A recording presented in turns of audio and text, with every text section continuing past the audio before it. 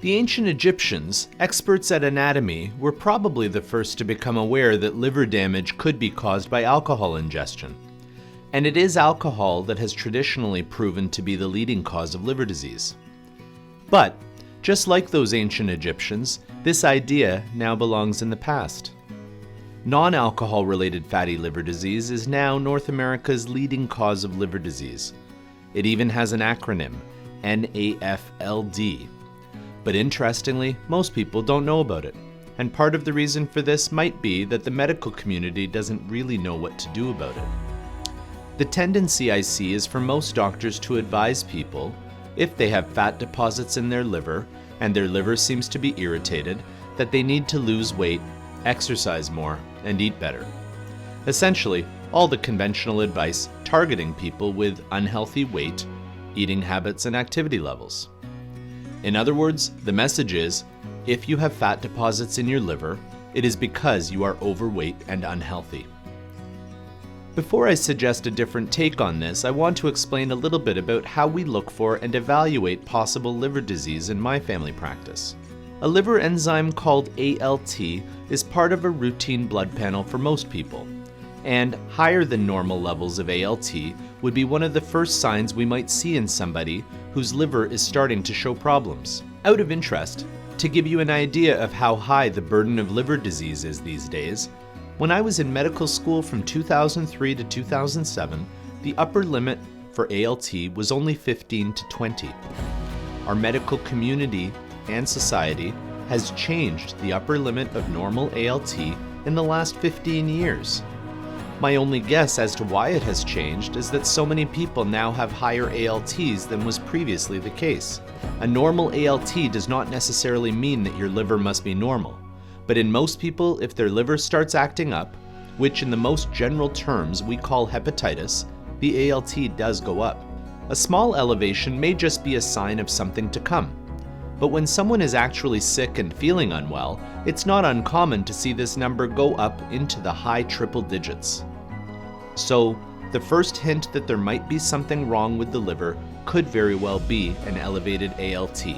And in my practice, the vast majority of the time, if we follow this test up with a liver ultrasound, we find fat deposits in the liver.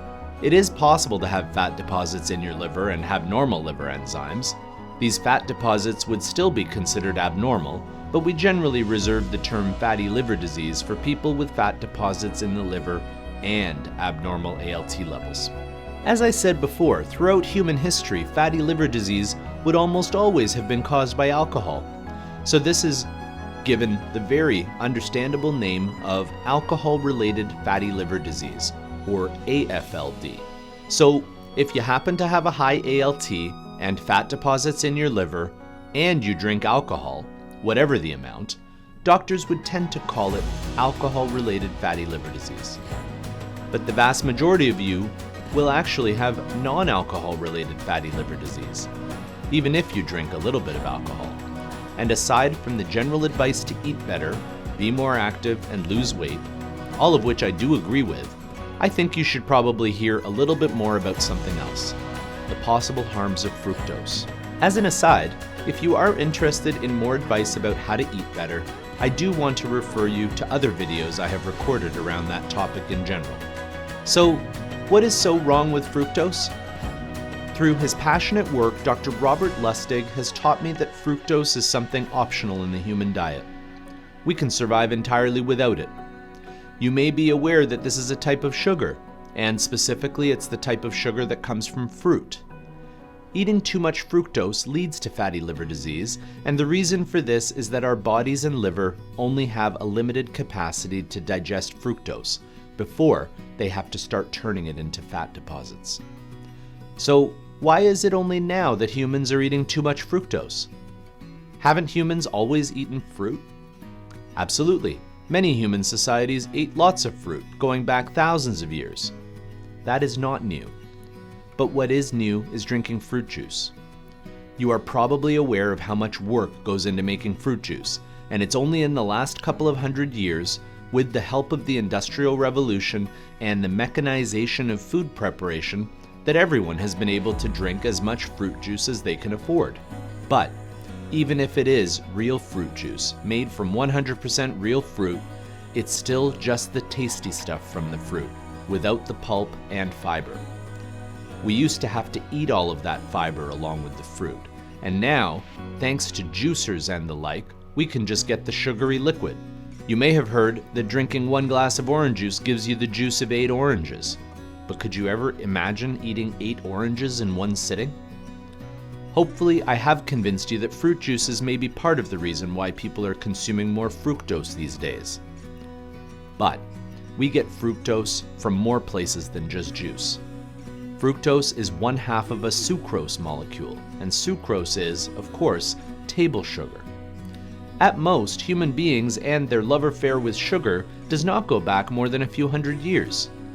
The Industrial Revolution, not to mention colonialism and slavery, allowed us to add table sugar to drinks like coffee and tea, or to cook with it. This is all relatively new to the human diet. Probably the largest source of fructose in a North American diet, though, comes from high fructose corn syrup. You may be aware that, particularly in the United States, but even in Canada, corn is such a major agricultural crop that its byproducts are found throughout our food supply. High fructose corn syrup is one such cheap and plentiful byproduct, and it's everywhere. In sweetened soft drinks, energy drinks, various processed foods, and desserts. It's even used as a preservative. If you consume a lot of sweetened drinks or processed foods in general, chances are you are consuming a lot of fructose through high fructose corn syrup.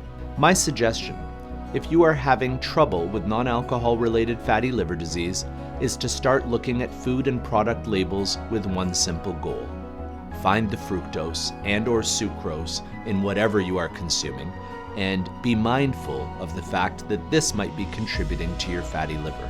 I only rarely find patients who do not drink alcohol and do not consume much in the way of fructose, and yet still have signs of fatty liver disease. And we definitely look very hard to find other possible causes of liver disease in them.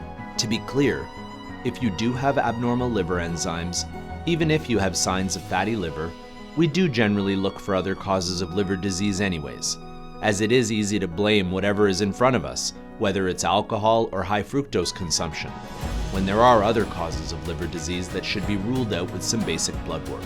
So, along with that ultrasound we will ask you to do of your liver, we will usually look for viruses also causing hepatitis and other more uncommon liver diseases. And if we do find out that you have abnormal liver enzymes and you are going to make a change to your fructose and/or alcohol consumption, I absolutely recommend that we check in periodically, even every few months, with follow-up liver enzymes through blood work to make sure things are going in the right direction. So please do make sure to seek medical attention from your family doctor if you think you might be at risk of having problems with alcohol and/or fructose consumption. But to part on a positive note, I want to emphasize that we should all be thankful that even if they have been affected by years of alcohol or poor diet, our livers are remarkable in their frequent ability to improve and get better with a bit of tender, loving care.